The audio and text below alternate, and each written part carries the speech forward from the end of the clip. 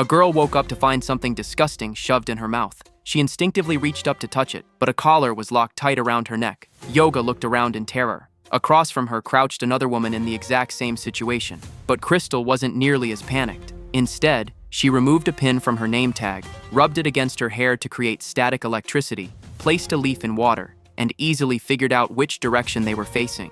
When they reached an open clearing, they discovered it wasn't just women with collars in their mouths. Men had them too. In the middle of the lawn sat a wooden crate. Some guy in a hat walked up to it without thinking twice and grabbed a crowbar nearby. Just as he was about to pry it open, an older man behind him warned that it might be a trap. But because of the gag in his mouth, he couldn't make out what the old man said, so he turned back and kept working on the crate. The old man took one look and bolted. Yoga followed and hid behind a large tree. The moment the crate opened, everyone held their breath, half expecting some monster to devour the guy. But what walked out was a perfectly dressed Peppa Pig. The absurdity of it made everyone breathe a sigh of relief. Only the guy in the hat, standing closest, could see there was something else inside. Everyone tensed up again. He slowly reached into the crate and felt around until his hand found a handle.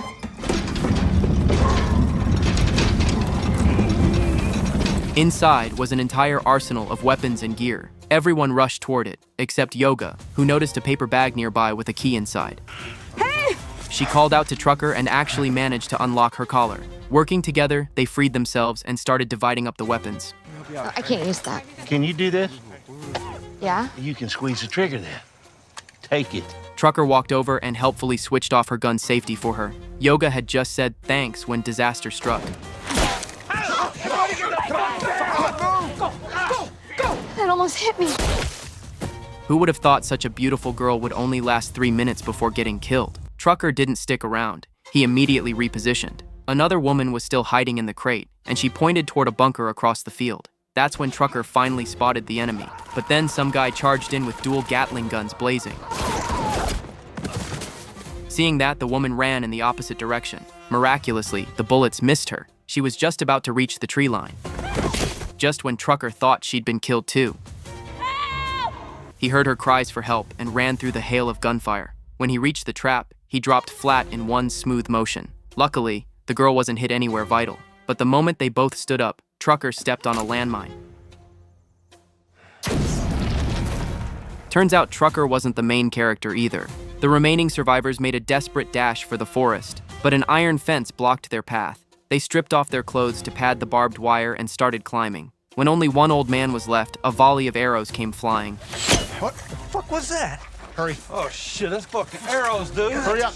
I got you. Jesus fucking No, Christ. keep climbing. I'm gonna help you. Come on. No, keep climbing. Keep climbing. Come on, no. Up.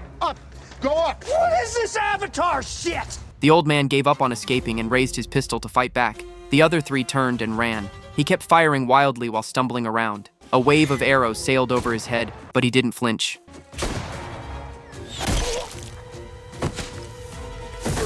One by one, the prey kept dying. So who exactly was the main character? The three who'd escaped followed a trail to a road. There was a convenience store nearby. Once inside, Staten nervously searched the place. After confirming only a terrified elderly couple was there, the group finally let their guard down. They barricaded the door with shelves, then asked about the area. Son, we don't want no trouble. Just take the money. I don't want your damn money. Where the fuck are we? The woman running the store said it was a small island that rarely got visitors. Staten borrowed their phone and actually got through to the police. He had no idea where he was, so he just asked them to trace the number. The person on the other end agreed immediately, which actually made Staten suspicious. Since when were cops this accommodating? The three thought rescue was on its way. One woman even relaxed enough to start eating. But the next second, she looked like she was choking. Her face grew pale and she collapsed, foaming at the mouth. That's when they realized she'd been poisoned, but it was too late. The elderly couple put on gas masks and tossed out a canister of poison gas.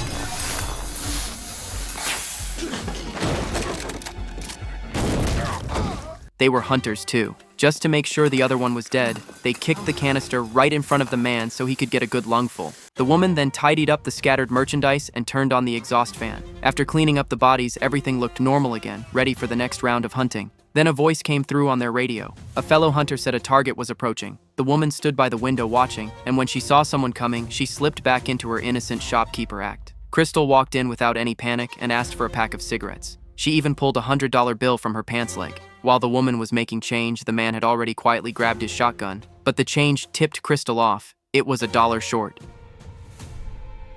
Is there anything else?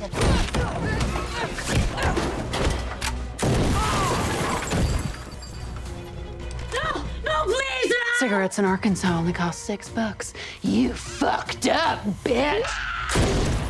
She became the first prey to turn the tables on the hunters. Crystal calmly opened the cigarette pack. It was empty. She also found 3 fresh bodies in the storage room. That confirmed her suspicions. Crystal geared up, took off her jacket, grabbed the shotgun, and walked out. A truck was parked right outside. As she was about to drive off, she noticed a wire attached to the door handle, connected to a bomb. The radio crackled with one of the hunters asking for a status update. Crystal got down in the grass and waited. Her instincts and judgment were razor sharp. Before long, a drone flew overhead. The person operating it didn't even get a clear view inside before someone shot it down. Crystal went on high alert. Whoever was on that radio definitely knew something had gone wrong by now. The guy who fired the shot emerged. He had his eye on the truck too, and was about to get himself blown up. Crystal stood up and warned him about the bomb underneath. The man lowered his rifle. To cover their tracks, they headed for the railroad on foot. Following the tracks was their best shot at escape. As they walked, they heard a rumbling sound. Crystal knew a train was coming. How fast are you? What?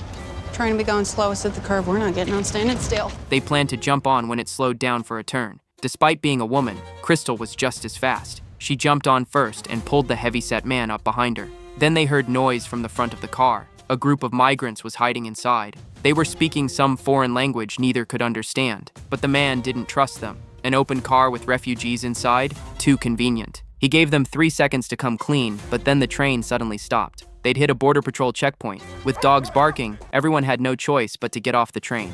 The man figured since he was American, he'd ask the officer to take him back. He even mentioned being hunted, but because of the language barrier, the soldier ignored him completely. The migrants walked up too. I don't think they believe you, Gary. Did you hear him? Did you hear him? مش عارف ليه هالأمريكي غضبان جدا. ها؟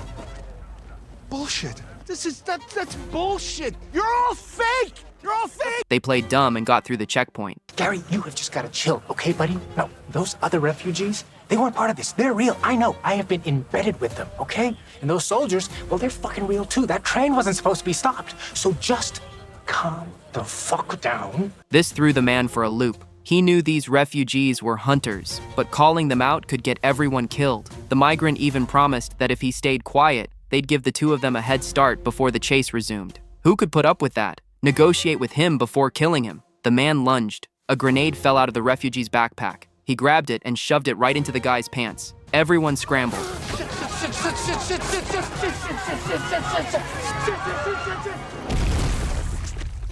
After all that chaos, Crystal and the other refugees were locked up. This was a refugee detention center. Crystal was brought before the commanding officer. She had no passport, so she just explained what had happened. A white-haired old man had arrived before her, but when they mentioned the hunt, the officer dismissed them both as crazy. Soon, a special envoy from the embassy arrived. Dawn told him everything. The two kept rambling, but Crystal hadn't said a word the entire time. She quietly grabbed a nearby handle and lifted both feet. Anybody want to try something is...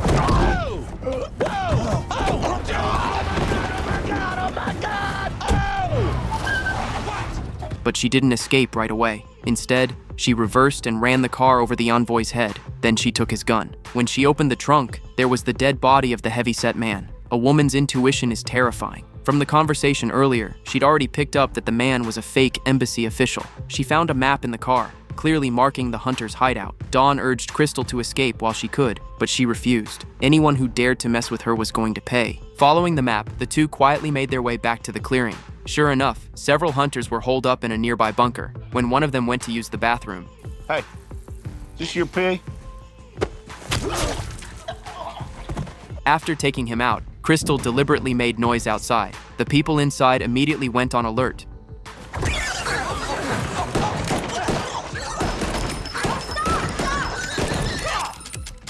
Seeing their dead Peppa Pig, one woman was heartbroken. She'd raised that pig for 2 months. The others assumed Peppa had made the noise and let their guard down.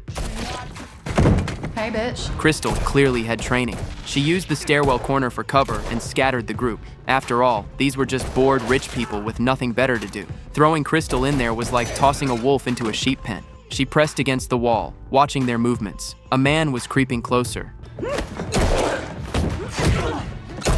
Then an arrow flew at her, shot by another woman, who looked so frantic Crystal almost laughed. No, snowball. After dealing with her, Crystal scanned the area. The last person had a submachine gun right in front of him, but he was a second too slow.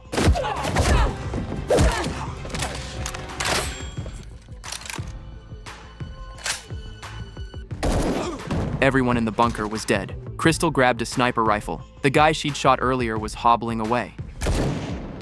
She wiped out the entire hideout, gun in hand. Crystal was about to leave when she was suddenly attacked. The guy from before wasn't quite dead yet.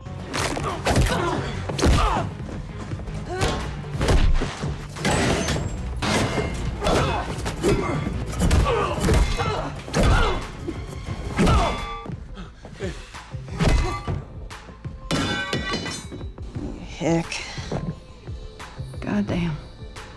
Crystal picked up her gun, ready to interrogate him about who was behind all this. Dawn came down too, but the woman refused to say a word.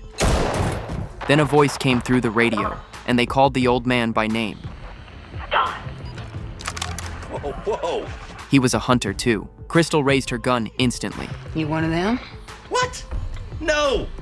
You drop the gun and answer her. I'm not dropping my gun. Dawn, what's going on? Answer her. Who is this? You don't have to pretend anymore. She's figured it out. I don't know who the fuck that is. Shoot her. Drop the gun. Fucking shoot her, Dawn. They're playing you. They're fucking with you. I'm on your side here. Just drop the gun. After eliminating every threat, Crystal sent a message through the radio. Then I guess you better come and get me. Hearing Athena's taunt pushed Crystal to her breaking point. She walked over to the man. He was a consultant the wealthy had hired. You train these fuckers? Yeah, How much did they pay you? nothing. I owed her a favor. And where is she? Why? You won. Let's go home.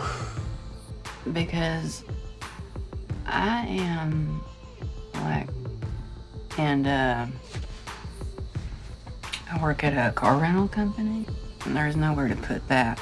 So maybe today I can Crystal had her own frustrations from everyday life. This hunt had become her outlet. When he refused to give up Athena's location, she pressed down on his wound. Okay. Sorry. Okay. 3 clicks northwest, gravel road to the manor. You have no idea what you're up against. She's been training for 8 months. She's gonna rip you into pieces. We'll see. You in the service? Yes. Afghanistan.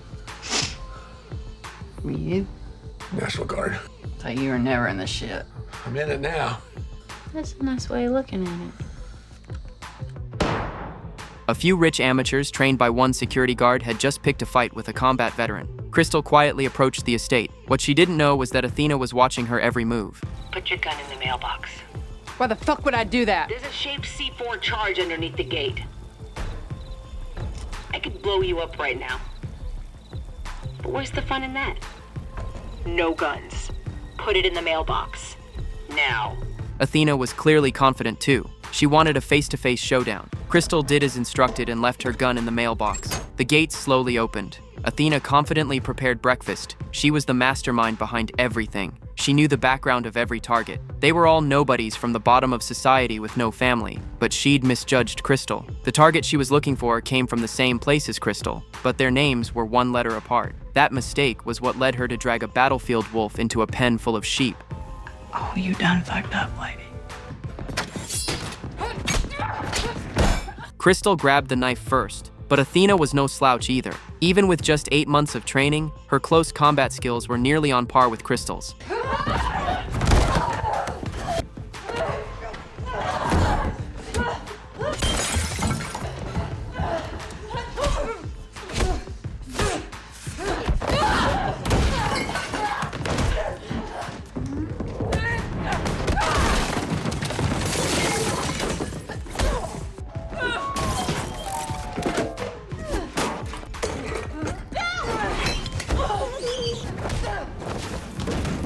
One hard fall made Athena hesitate. She backed away slowly, then suddenly pulled a shotgun from her bag. That wasn't exactly playing fair. Crystal turned and ran. When Athena stopped to reload, Crystal charged back in.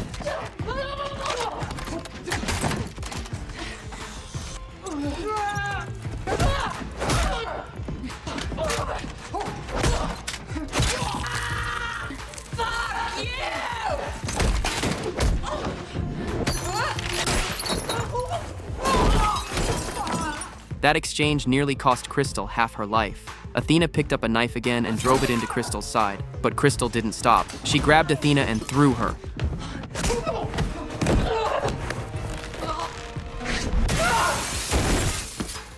That hit did serious damage. Both were running on fumes, but they still staggered to their feet. The fight moved from outside to inside. These two could take a beating like nobody else. When they hit the ground again, Athena found a meat slicer blade nearby.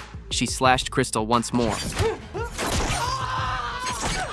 Those two blows left Crystal barely able to fight. Athena kept slamming into her stomach. Then Crystal suddenly grabbed Athena's leg. It was a brutal move. Hurt the enemy, hurt yourself. Without giving Athena a chance to breathe, she lunged again. When they separated, the blade was lodged in Athena's stomach. She slowly went still. Finally, Crystal lifted her shirt, grabbed a blowtorch, and cauterized her wound right there. When it was done, she changed into clean clothes and became the new master of the estate. This movie is seriously entertaining, an absolute thrill ride. Halfway through, I still couldn't figure out who the main character was. And honestly, just for Crystal's looks and physique alone, it's worth checking out the original film. How is it? It's fucking great.